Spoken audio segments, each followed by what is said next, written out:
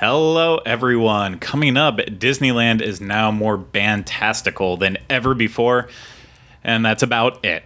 But we're also going to begin our close-up look at each land of Disneyland with Main Street USA, and we're going to do all of that and more from the Bob Varley Studios and points around Southern California. This is the Disneyland edition of the Diz Unplugged.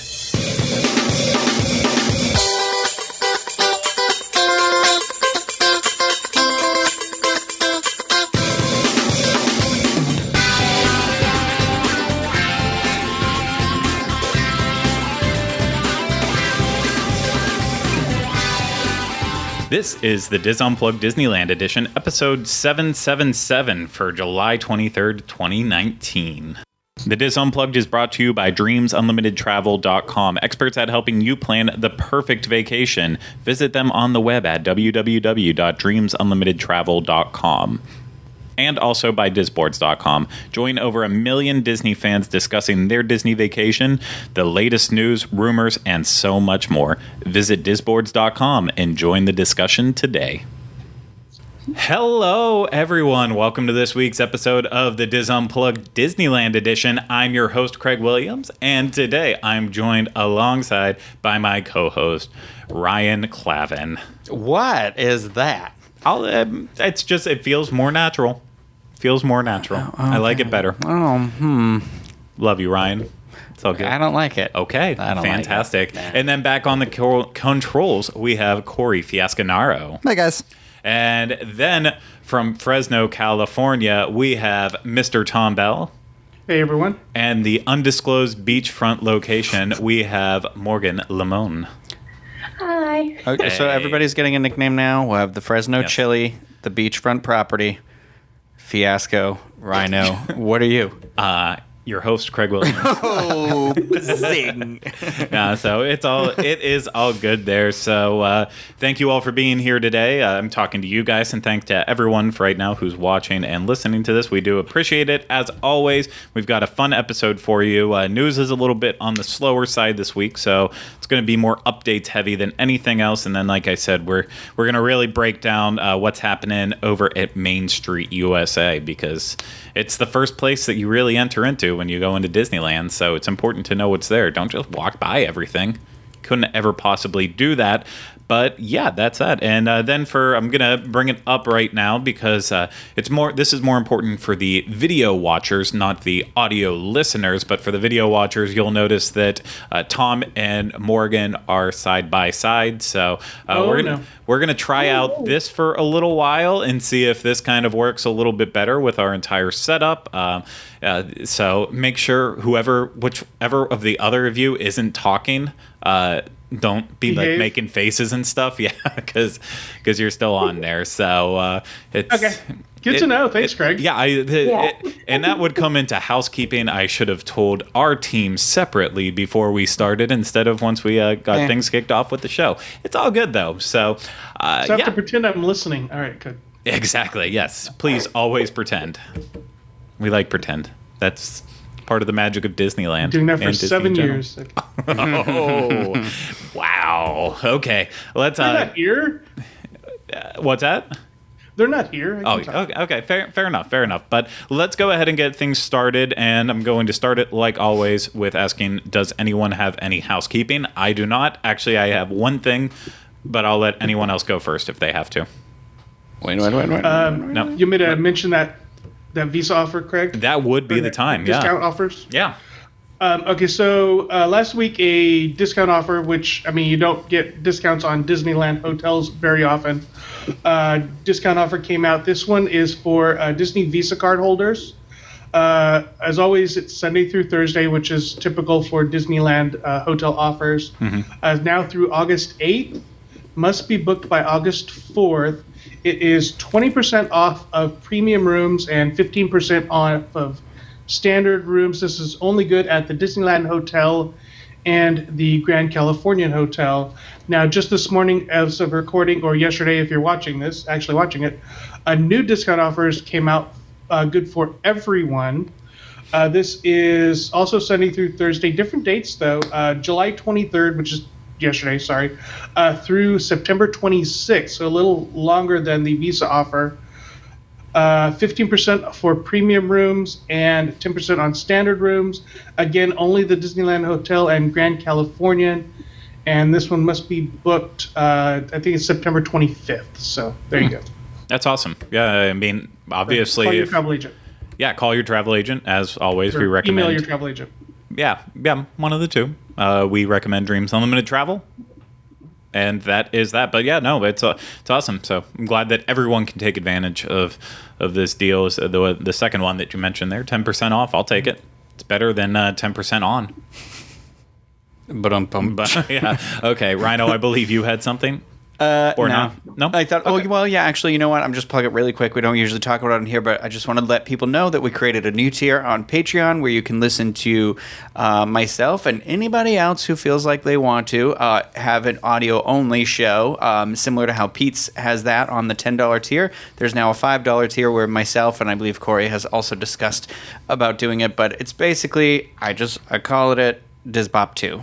Dizpop 2, not Dizbop. So if you want to check that out, please feel free to do so. Patreon.com/DizUnplugged. Yeah, like Rhino just mentioned, I am also working on potentially Fire Nafa audio show that revolves around maybe some conspiracy stuff, Disney conspiracy stuff. So keep an eye out for that in the future.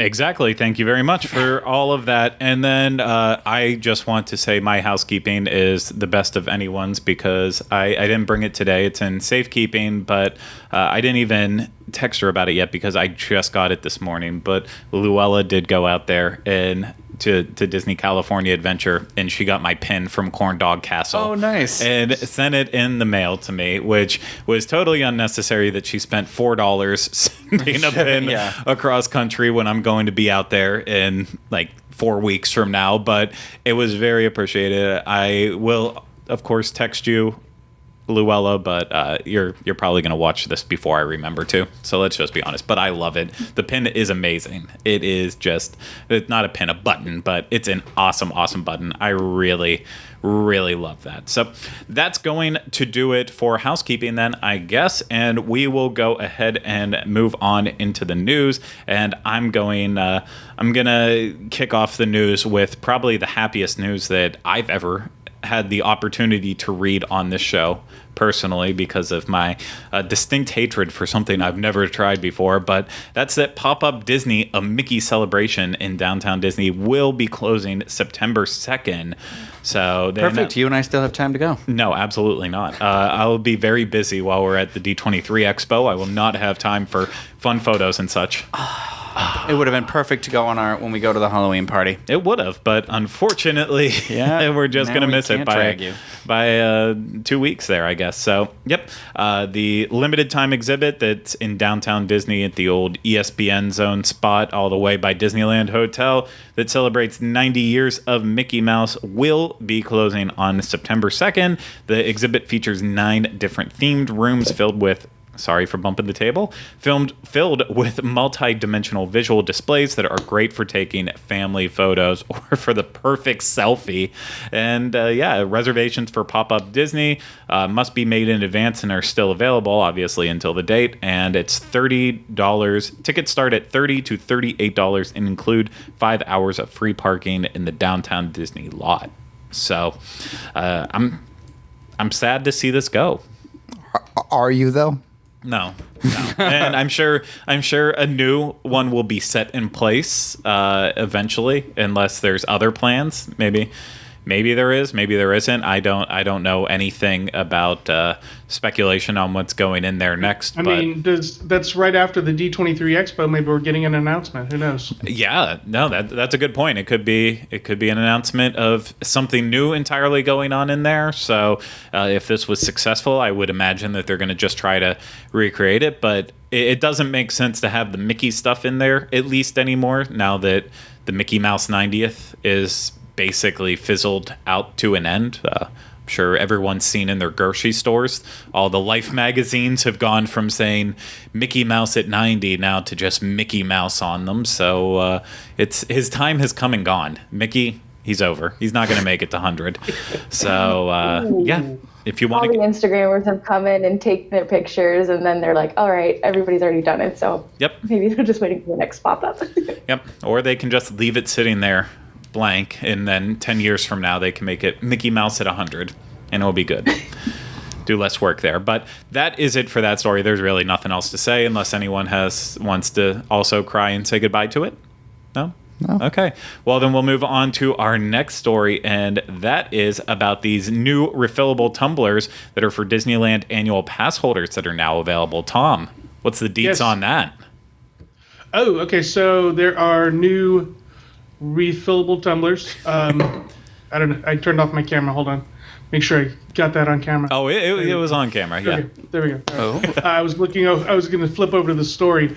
So these are available all over both parks. $14.99 while supplies last. Refills are just 99 cents, and you can get it refilled through September 5th. Yes. The refills you can be either soda, coffee, hot tea, or hot chocolate. So is it a Tervis? What was that? Is it a Tervis then? Like a tumbler that can hold both hot and cold drinks? I don't know that it's that fancy. I mean, it is. Flip it over on the bottom. It says on the bottom. Yeah. It's just plastic. Yeah, it's definitely a Tervis style. Okay. It is a tumbler cup. It is meant to look like Tervis, but the lid is distinctly un-Tervis. It is they do a regular at quick Disney service. or something, I think. Sorry? And cool story, they do shatter. I was sitting in the seating area by Paradise Garden Grill, and all of a sudden we hear this crash. And somebody's AP mug flew off of a Goofy Sky School, landed like 20 feet from us, and sweet Jesus. Sweet Jesus. Wow. Now, there are a bunch of places where you can buy them, and even more where you can refill them, including 2 spots in Galaxy's Edge. You can't buy them there, but you can bring them from off-world and get them refilled in Galaxy's Edge. Yeah. Ronto Roasters and Dr. Bay 7, so that's kind of cool. Yeah, and we have the full list available at DisneyInfo.com, and the story is in our site updates there, so very easy to find. But essentially, you can buy the tumbler and get the refills at all of the suspected locations that you normally can. Jolly Holiday, Hungry Bear, all the quick service spots, and then, like Tom said, the additional refill-only locations that would include the 2 places in Star Wars Galaxy's Edge, Rancho de Zocala, I butchered that one, Plaza Inn, Mint Julep Bar, Edelweiss Snacks, Bengal Barbecue, Alien Pizza Planet. So, if you can take advantage of it, I would. I won't be. I would. I was like, we should get this. But now you're. No, it would make no sense to get it. You would get it while we're there for the D23 Expo. Yeah, and then I'd have like a 3-hour period of time we'd have to use it. It would probably be a souvenir. Once a day, I'm going to walk all the way to Disneyland to fill up my refillable cup twice. Sparkling water. Yeah, I don't drink soda, so I will fill it up with hot tea. That's what I would. No, you wouldn't. I would. You would not at all. So thank you for that one, Tom. Thank you for the visual aid involved. But now we're going to move on to Morgan's updates. And actually, let's kick off, though, instead of the list that you had on there. Since I plugged it in the intro there, we have to talk about the Band-Tastic Cavalcade. And Morgan, I believe, was there. I know she was there. I don't have to say I believe to check it all out. So Morgan, tell us, how Band-Tastic was it? It was okay. I sent Craig the video, and he was like, this is only 2 minutes. I'm like, yeah, it's only 2 minutes long. It does stop at certain points, right in front of the train station and somewhere in Small World, but that's it. So to kind of give you an idea of the whole thing, the first car is the little fire truck, and it has 4 princesses in it. Now, after that, it's Mickey and friends in Mickey's birthday attire, which I didn't realize that Mickey isn't in his birthday attire during the day, during his meet and greets, like on Main Street, like he was earlier this year. So I was like, I didn't even realize. And then after that, it's the Disneyland Band. which do a really great job. They play songs like the Splash Mountain Melody, Coco. I had another one on here. And then Prince Ali and the Peter Pan song. What is it called? You Can Fly. You Can Fly. And so they all have all the characters have very simple little choreography to it.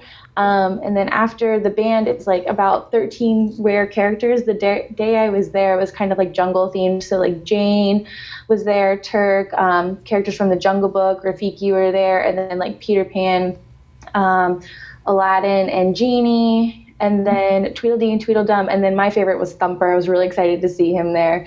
But it does change every day. So if you have a certain character that you're wanting to see, just kind of watch it go by, as you're walking by, and then just see if there's any characters, and then maybe watch the next showing of it. It's 2 times a day at 1:30 and 3:30, if I remember correctly. But yeah, it's okay. Well, it's cute. From the video you sent, it looked like there was a lot of people waiting for the cavalcade. Is that the case from what you saw? Is there a ton of people expecting to watch a parade and then seeing this? It's kind of no one really knows about it. There's only a handful waiting for it. We sat in the shade and stuff, but then everybody stops because it's oh, what is this going on? And so yeah, it's kind of just out of curiosity that it looks busy, because they're just what is this going on? It's not because they're waiting for the cavalcade. Yeah, it's I watched the video right before we did this that you sent me. No one else has seen it because I didn't share it with them. That's Rude. just the type of person I am. I'm sure Tom went to YouTube and watched it himself because it's all he's been thinking about since it started. Over and over and over again. Yeah, just a time or two. Did you do that though? No, well, it alternates between the Cats trailer and Band-Tastic. Which one has more views for you right now? Yeah, I can't choose. Yeah. That's fine. I know I defended it when we talked about it being announced and said, well, it seems cute, but after watching Morgan's video of it, it really, the video she sent was 2 minutes and 21 seconds.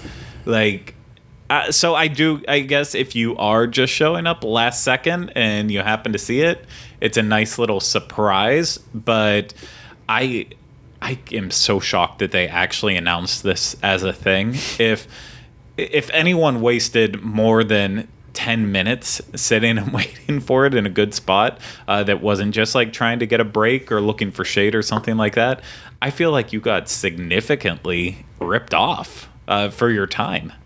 So maybe it's good if you grab an ice cream, carry over a mint julep, a hot tea when it's super warm outside at Disneyland, beignets, a corn dog. If you need a place to sit and enjoy any of those, you might as well do it at one of those times while the cavalcade is about to caval around. I don't know what you would say for that, but yeah, super underwhelming. But I appreciate you going out there to watch it for us, Morgan. Thank you. Of course. Will you be there for the last day of it, just to celebrate the end of the cavalcade? No, probably not. That's the difference. Watch it go out the Small World Gate and just Yeah. Right. We did that for Soundsational last Wednesday. That was really upsetting. Yeah. I was going to say, if this was Walt Disney World, anyone who even auditioned to be a part of the cavalcade would get matching jackets made, and then they would show up to every single performance, and on the final one, they would demand that the cavalcade comes back out after they're finished so they can all take photos and feel very important. But I guess Disneylanders just aren't as into their entertainment as we are here. So that's sad for you. But let's move on from the Band-Tastic Cavalcade. And Morgan, why don't you start running us through your other updates? All right. So speaking of entertainment, more entertainment's gone. So there's the Tale of the Lion King at California Adventure, and it was a really, really great show, but they cut all the dancers. So the show is still going on, but the dancers aren't. And I thought that the dancers played a significant part in it. And the show was just so much of a celebration, especially with the dancers and then everybody getting into it. And they've had this show for a month and a half, 2 months with the dancers, and people Disneyland's more annual pass holders, so we've seen things multiple times.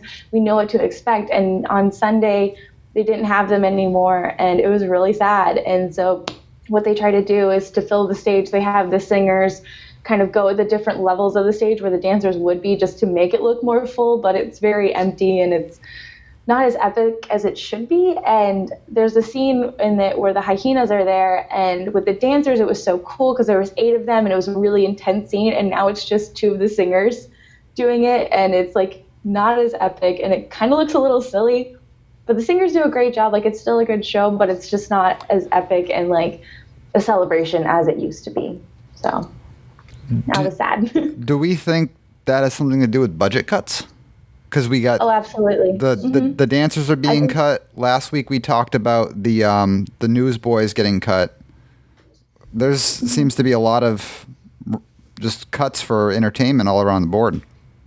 Yeah, I believe from what I heard that the singers are union, and they asked the singers like if the dancers should get paid the same as they do because the dancers aren't union, and they said, yeah, absolutely, the dancers should get paid just as much as us. And Disney was like, okay, and then got rid of them. Okay.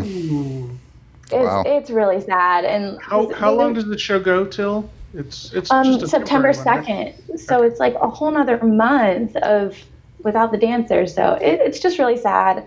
I really enjoy entertainment and dancing, so this is just like, who's next on the chopping block, Yeah. So. It's still such an awkward stage, awkward venue for any kind of entertainment there. This is like we're in the World of Color area, so there's no shade. But you told me that people actually go to see it? Yeah, that whole area gets filled up, and even like off to the side, so it's not even like direct immediate seating. Yeah, it really sucks to like be there under the sun, and the show was like 20 minutes long, and then also like to get a good spot you'd kind of get there like 30 to 40 minutes early because it's that popular of a show. And then like the first 2 days it came out and I went to go watch it, I got sunburnt because I was just sitting out there so long. But they did switch the times to later in the day, so there is like an 8:20 show, which is my favorite because the projections are cooler and the lighting is really awesome.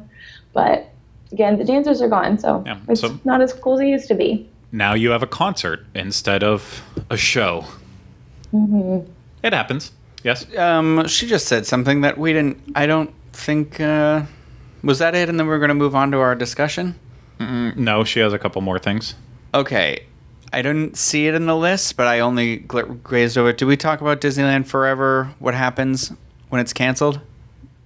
I believe we talked about it last week. Well, we talked about Disneyland Forever, but they did say, I think, in between last week and this week that they would definitely be doing shows of Mickey's Mixed Magic whenever the fireworks when the fireworks don't go off. I read it afterwards as like an actual announcement made by Disneyland, so I wasn't sure if we had actually discussed it or not. Just to say it, because you just said something that reminded me of it, so I just wanted to... Well, it was in the old noodle. It was in your noodle, and now it's out on the table. Yes. And you serve it with marinara, we've got spaghetti. Yes. Something like that. Okay. You big meatball. So let's switch over to elevator talk. All right. So parents Otis is the and best people in wheelchairs, they are building a new elevator at the parking structure at Mickey and Friends. Currently at Mickey and Friends, there's only 2 elevators, and over at the Pixar PAL parking, there's 5 elevators. So I guess they're just trying to build more elevators so people can get in there faster, because there's always a really long line. So if you don't want to wait for it, just go over to Pixar PAL one.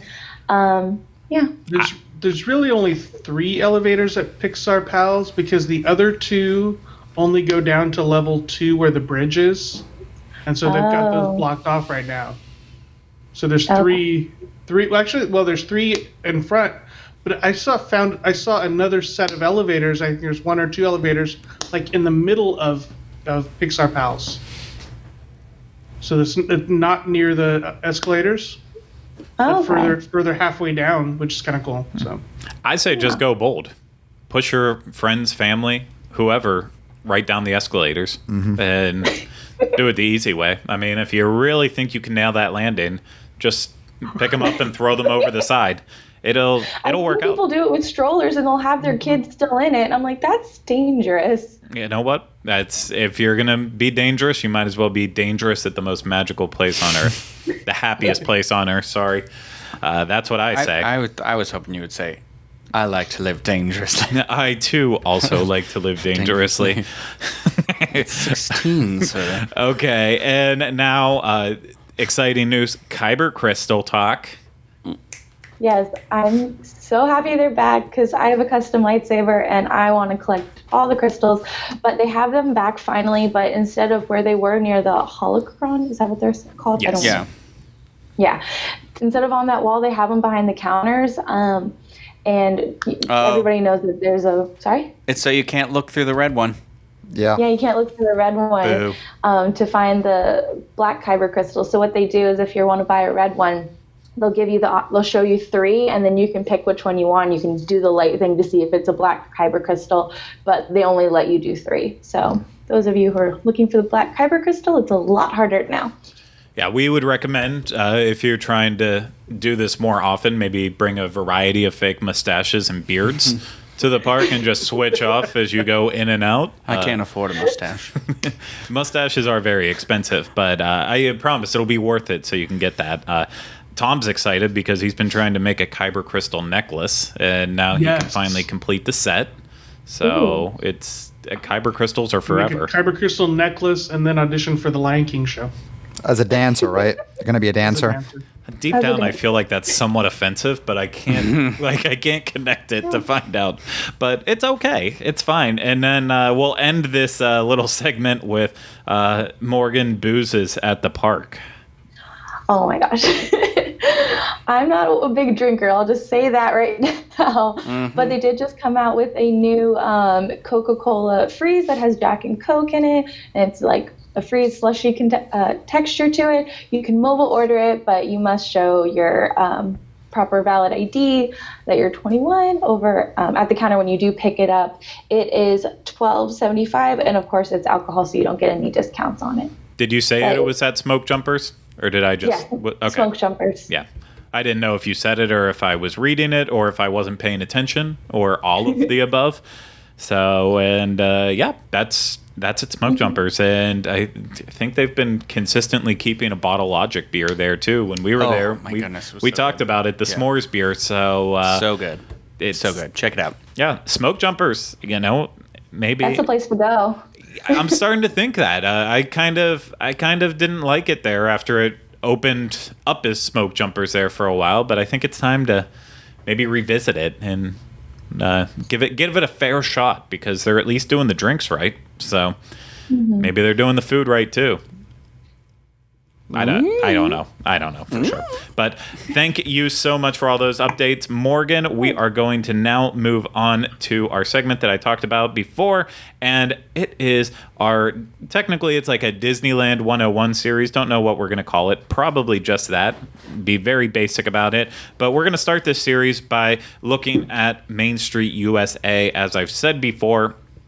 And in this particular version, we're only going to focus on the attractions and the entertainment that you'll find on Main Street USA. And then in like a part 2 of this one, we will talk about the dining and shopping involved on there. So I'm going to kind of be the one to host this discussion of sorts, as I am the host.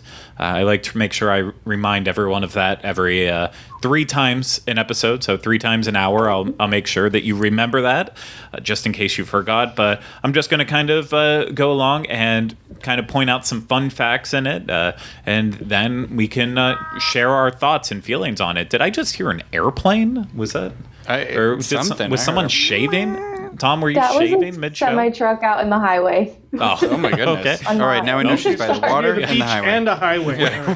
We're gonna crack this case. We're gonna figure it out. And speaking of that too, for the person who left a YouTube comment last week, I do understand that there are many beaches in California. I was being very sarcastic. I'm pretty smart sometimes. But anyways, let's get this 101 of Main Street USA started by looking at the attractions. And I think the first attraction that we have to mention that is there is a 1955 original attraction, one of the attractions that's most near and dear to Walt Disney's heart, and that is the Disneyland Railroad.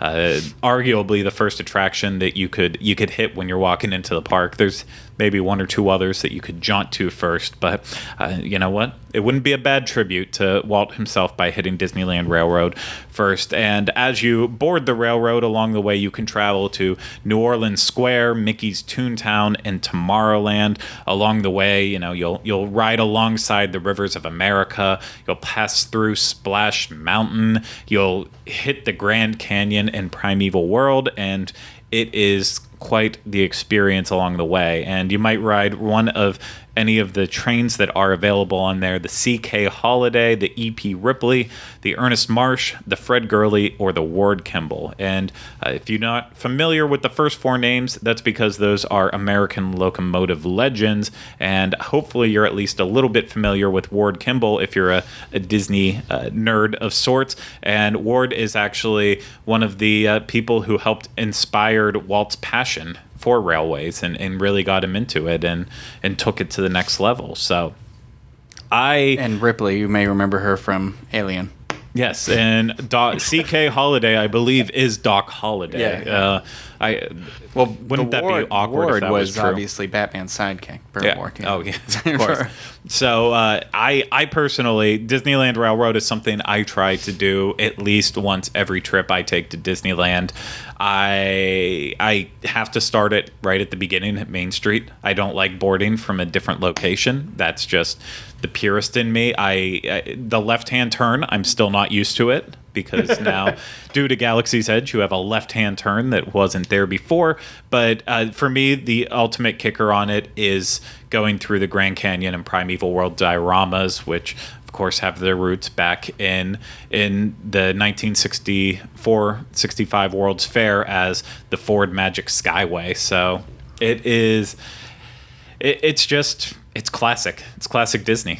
Every castle park should have a train. Oh, 100%. It's like the backbone. It's like what you said. It's Walt's love, and growing up growing up on a railroad as I did, I have this soft spot for the sound of a train to always be around me, and it's the backbone of America. Trains. So I don't know. It's one of those things that is inherently Disney to me. Yeah. And if you haven't gone on it since the left turn was put in, make sure you do that. Trestle and the waterfalls there are awesome. And then they also plussed up the diorama with some new projection effects. So yeah, make sure you go. And if you haven't in the last couple of years. Here's the thing about that left turn. Everybody calls it the left turn. I didn't even notice. For somebody who had little to no experience with the railroad before, because it closed pretty early on in the beginning of the construction for Galaxy's Edge, that I had only been to Disneyland like one or two times before that. Rewriting it, I didn't even notice anything. I just was like, oh, this area that Tom just spoke of is gorgeous. I think it is one of the most beautiful areas of the park, actually. And I just love how when you go into Galaxy's Edge, like you're under the railroad too. There's a lot of cool. It elevated it for me. I don't want to say elevated it. That seems rude to the old one, but it made it a new experience. My actual favorite detail with the train is when you're in the Main Street station, there is a map that shows the location of all the trains moving around, and I love it. It's so simple, but it's just fun. It's fun to stare at for a little while, as well as all the other artifacts and memorabilia they have in top of the train station to look at. So to me, like I said, it's not to be missed, and I think only Morgan would disagree with that. What? I'm joking. It wasn't a good joke, but anything else to add on the trains? You're not going to ride the Lily Bell. You got to have a ticket. I actually haven't been to the train probably in about I don't even know, maybe 6 or 7 years. So you're making me think right now that I'm a bad Disney fan, and I need to get back there as soon as possible and ride that train. You would be a bad Disneyland fan. I will say that much. Not a bad Disney fan in general, but a bad Disneyland fan. That's fine. So I'll fix it. I like the train. I like that it's an actual attraction, not just like transportation to a different part of the park. And I love the Black Panther that is between Main Street and New Orleans Square. My friends will know what I'm talking about, but I just love something about that little Black Panther. I'm like finding like where they put it because they move it around occasionally. But yeah. I'll have to keep an eye on that with all my trips, all the video I have going back on the train.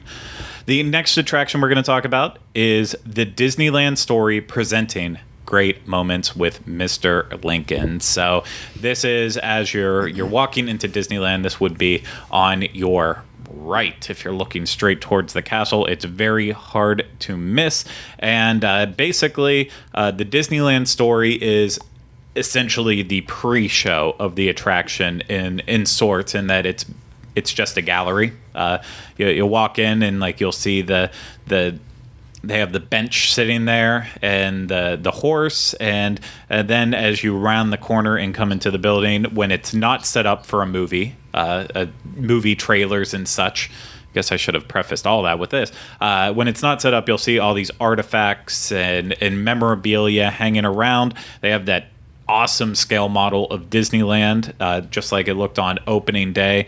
That's massive. You can sit down and watch Disneyland the First 50 Magical Years, hosted by no one other than Steve Martin and Donald Duck. I love watching this thing. It's a really awkward place to watch it because it's always loud. People are screaming, and there seems to be that one guy who's always just sitting on that front bench and blocking the TV from everyone else, and he won't move. He'll watch it through 4 times. Sir, I just want to watch Steve and Donald interact. I know, me too. And then from there, inside the Disneyland Story, you move on into the kind of the pre-show room for Great Moments with Mr. Lincoln. There's a really awesome model of the U.S. Capitol that is just like massive. You want to definitely take 40 to 50 minutes to really take it all in and see every single detail, as well as all the other artwork and props in that entire area. And then finally you move into the actual show, Great Moments with Mr. Lincoln. It's changed over the years from the 64-65 World's Fair. It's not the same exact show that it was then, but it's a really beautiful and stirring tribute to Abraham Lincoln, the Lincoln lawyer himself. It's one of those things that Jay from Modern Family can't go to Disneyland without doing every single time.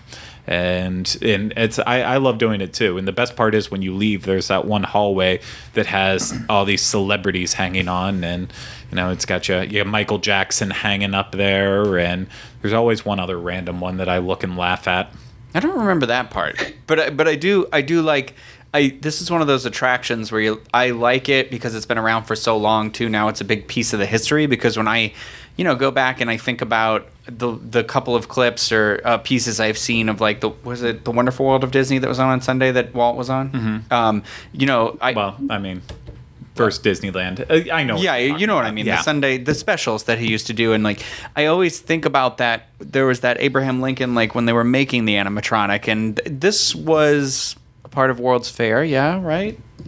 Great Moments with Mr. Lincoln. No, that one. Sorry, I wasn't. World's Fair was part of World's Fair. Yeah, it was originally one of the things like that. So it inherently, like, it's one of those where like we have our carousel of progress, and so help me God, never touch it. But I love that this is kind of still there, because it is one of those things that is very distinctly Walt Disney, and it is in the place where he, was like, this is where it goes. This is where, I don't know. There's something, I always say that when you're at Disneyland, you really do feel that, you feel like you're in that Walt's footsteps area, but it really resonates through that. And part of that is this attraction for me. Yeah, it's not a do it every time. It's just, you need to do it at least once, I think. A cool thing, sorry to cut you off, Craig. A cool thing about this attraction, or maybe not, well, it is about the attraction. I actually have a piece of the animatronic in my house right now. And it's the authorities know that? It's not in a bad way. Disney released a pin commemorating, where they release pins commemorating a lot of like the classics. and they're called Piece of Disneyland History. They also have a Piece of Walt Disney World History pins, and they're pins that are inside a bubble is a piece of the actual attraction. Oh, yeah. So in the Great Moments of Mr. Lincoln pin, I have a piece of. They had a Lights Motors Action one too. Yeah, the tire they did. pieces in it. Yeah. Yep. And so it's a part of his shirt. And then, like, for example, I have a Pleasure Island one for Walt Disney World, and it's a piece of the original sign. That's cool. That's fun. Yeah. Okay. Either of you go far enough back, or any of you go far enough back to remember the version of it just before this one, where you wore earphones? No, It's creepy. Yeah, because they changed it up when, in 2008 or 9? Something like that. Yeah, so that was Did you like talk in your ear or something? Yeah, it was like, stereo sound, and I don't know if whoever went in to get a haircut, and so you hear clipping around. It was just It was like the of Drew sounds Carey. dangerous Yeah, and great moments with Mr. Lincoln. Look out for the bees, Mr. Lincoln. poked you in the back. Yes. Yeah. Very good. Well, our next attraction, as you're moving down Main Street towards Sleeping Beauty Castle, on your right, you will see Main Street Cinema, another 1955 Disneyland original, now without clothes and other merchandise being sold inside of it. It's the nudie part of the park. Yeah, and I mean, this is definitely, it is an attraction and a listed attraction, but definitely not what most people would be considered to go out of your way to see. One of my go out of the ways to see, because it's very simple and easy. You walk inside, get some AC, watch some cartoons, and it's as simple as that. So around the theater, they're playing Steamboat Willie, Playing Crazy, The Moose Hunt, Traffic Troubles, The Dog Napper, and Mickey's Polo Team. And it's just, like I said, it's a great way to beat the heat for a couple minutes and just kind of lean back on one of those rails that you're probably not supposed to be leaning on, and just enjoy it for what it is. Just a simple little relic from a time where people didn't need to be constantly tossed and turned around and liked standing and watching stuff. I mentioned this on a previous show when we were talking about this, and I really like this because it's like, the way I described it was like an element of discovery, because I've been to the park so many times before, I always just walk past this.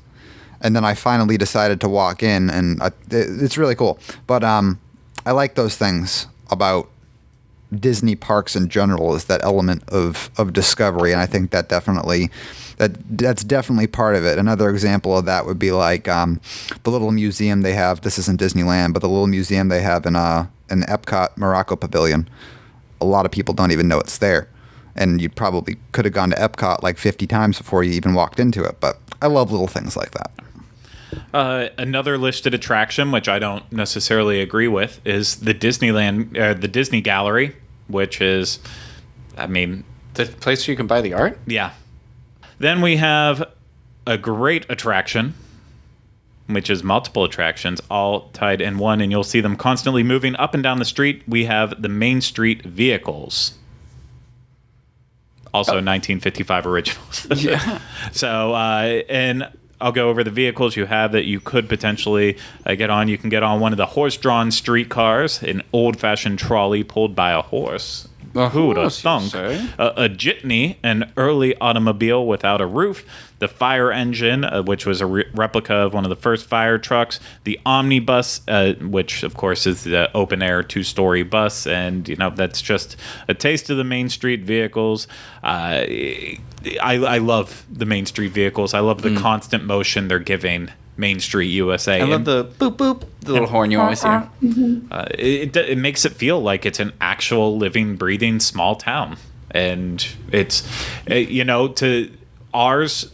We'll see some Main Street vehicles throughout the morning. At night, it'll pop back up as well. Yeah. But in the daytime, like when we have our string of parades that are going on, and the vehicles just aren't there at all, it doesn't feel like a real Main Street because of that. And that's what I love about Disneyland's Main Street USA, is with the vehicles pretty much constantly moving, except for the parades when they're happening, like it's there. It's and real. You always have that kind of like constant engine hum almost, but it's that old time engine hum, so it's not, not modern.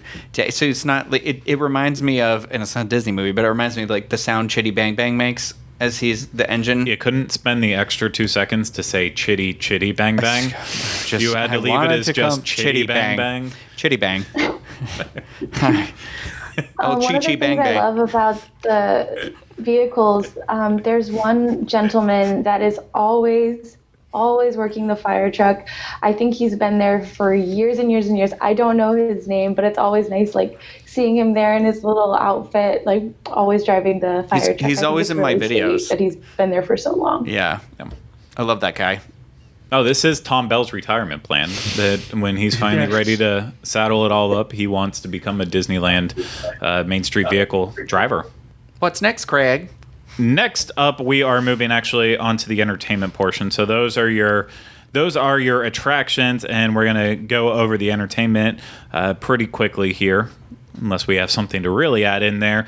First up, the Dapper Dans, a Main Street institution, a barbershop quartet.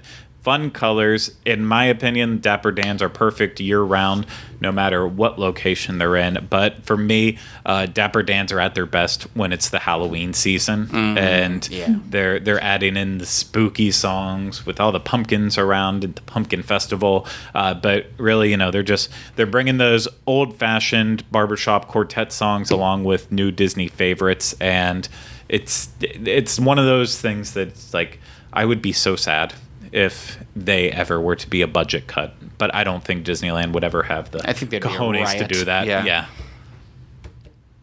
Yeah. No, I was just waiting to see if anyone else had anything to say. If you don't, that's fine. We'll move on to the next one of Rhino's favorites, the Disneyland Band, which you'll see, of course, if you're... I'm not going to say it because it'll totally date this, as if the rest of the episode didn't, but currently performing inside the Band-Tastic Cavalcade, but then also performing in their usual locations around Disneyland. My favorite place to watch the Disneyland Band, though, is right in front of the Main Street train station. To me, that's like the ultimate location. They do their medley of songs. My personal favorite medley that they do is the salute to all the different attractions, mostly because they throw in a little bit of Life is a Highway.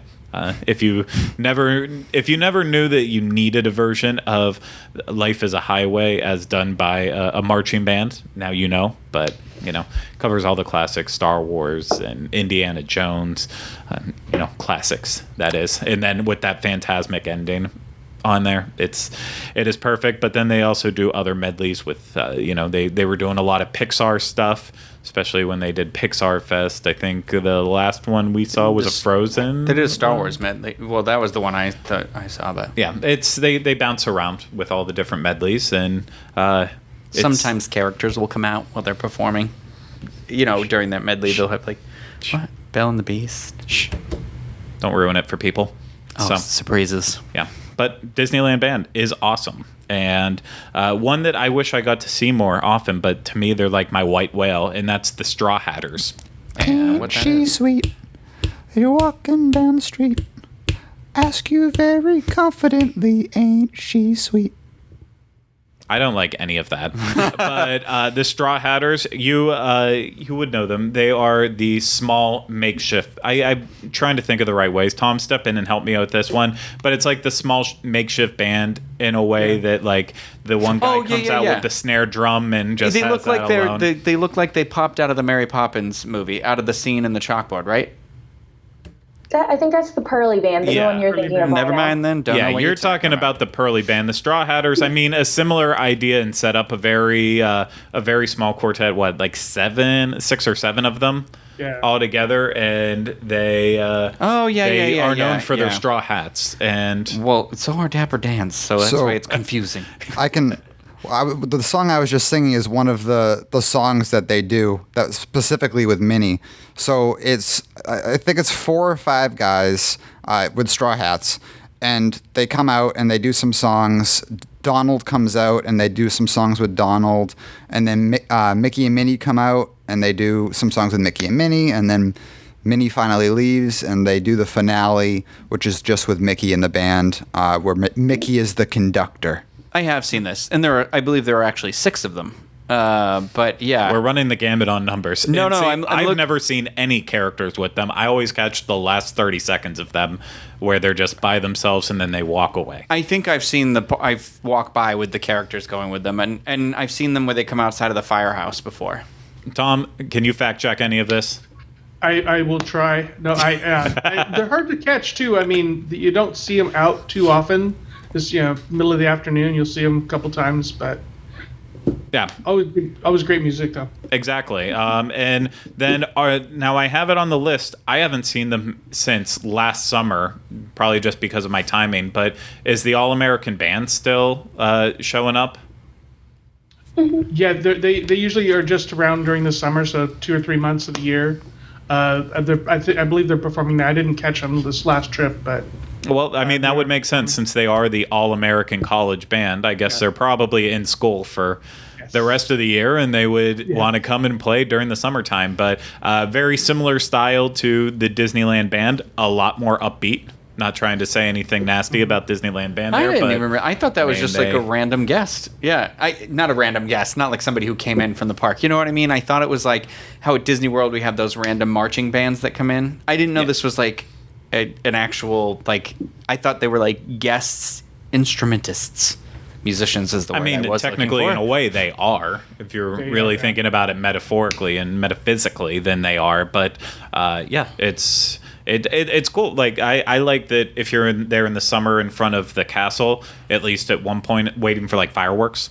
At least one point in time, they'll come and they'll play for the entire crowd waiting there in those summertime periods, and they'll get you jazzed up and like, okay, only 2 more hours to sit and wait for fireworks that could potentially get canceled.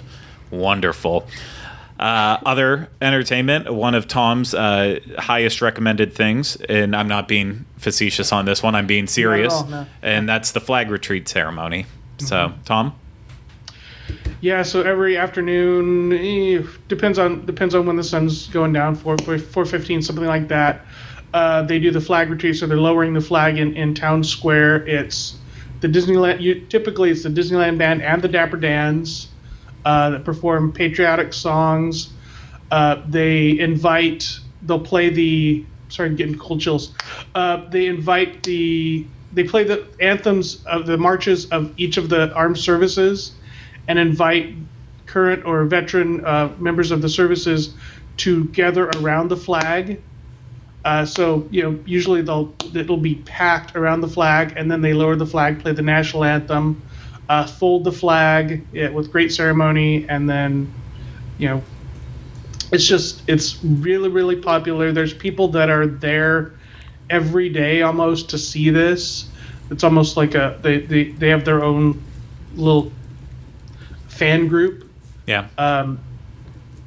But yeah, it's really, really nice. Yeah, I agree too. It's I do not go out of my way to see it enough, but anytime I catch it, it is beautiful. It's stirring, and it's definitely something to check out if you have the right timing there.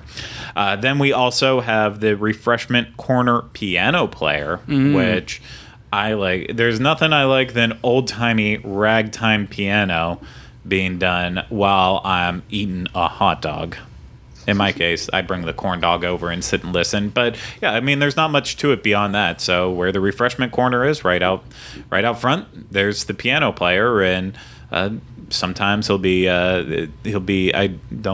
diddling the keys, fiddling with the keys. Not diddling, that's for sure. I had a feeling it wasn't diddling, but The piano player, there's sometimes Alice and the Mad Hatter come. Thank you. And they'll do like musical chairs to the pianist playing and stuff with it, and it's really cute.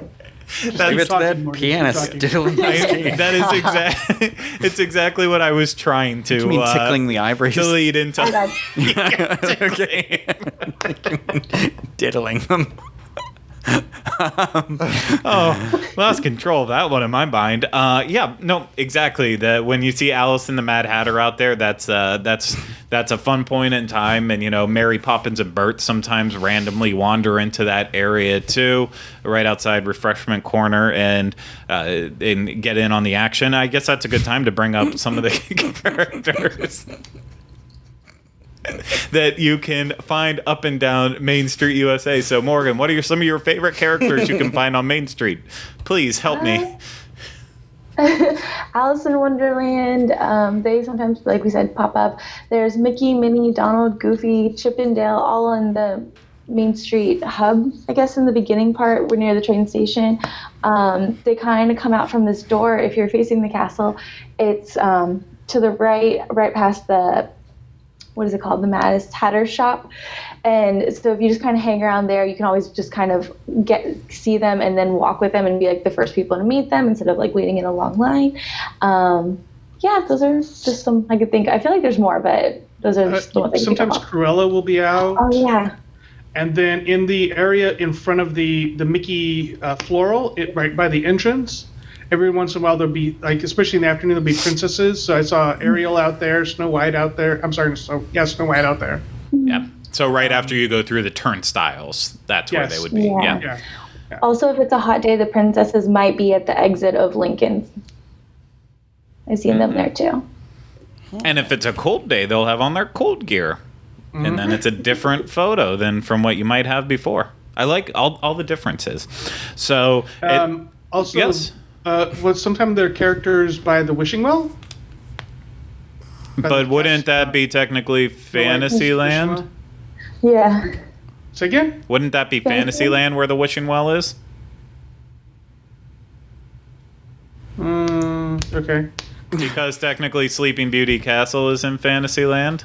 Oh, I get. Okay, so where's the cutoff? What's the line? I think right where the grotto is, and the wishing well, and then across, then is what's Fantasy Fair in? Is that Fantasyland? No, it's its own thing. Technically Fantasyland, yeah, but it's on Main Street. But yeah. Well, okay. Well, we'll include all that. We'll call that the imaginary line. All right. Yeah, that'll be a 6-part episode of a 101 of Fantasyland to get through. And that's not even a joke. That's how long we'll need to get through that. But then the last thing I'm going to mention, but not go into detail on it, because technically a lot of these can be viewed from lots of locations.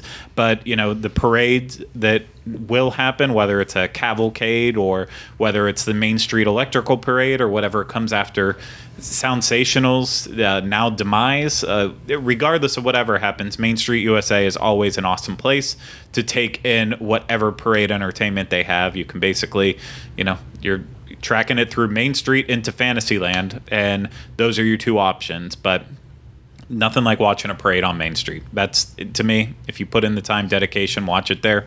That's the place to do it. And same goes with whatever fireworks display is happening, especially now that they're sticking to these shows where they're also utilizing all up and down Main Street USA, like they did starting with Disneyland Forever, moving through everything up till Mickey's Mixed Magic now. It's being on Main Street USA is kind of like the ideal place, because if they're shooting off fireworks, then you still have that beautiful view straight down, but then you have everything encapsulating you as well. And I personally like sitting right in front of the castle to watch my fireworks.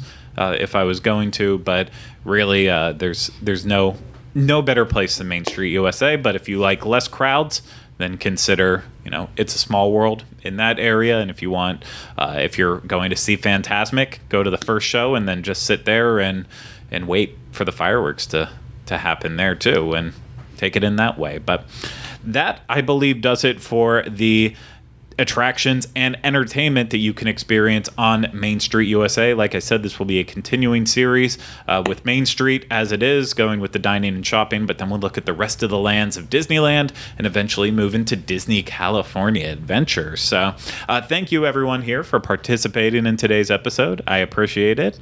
And thank you everyone out there for listening and watching. But unfortunately, that's going to do it for this episode of the Disneyland edition of the Diz Unplugged. But until then, remember what Tom Bull always says: Disneyland is more magical when it's shared.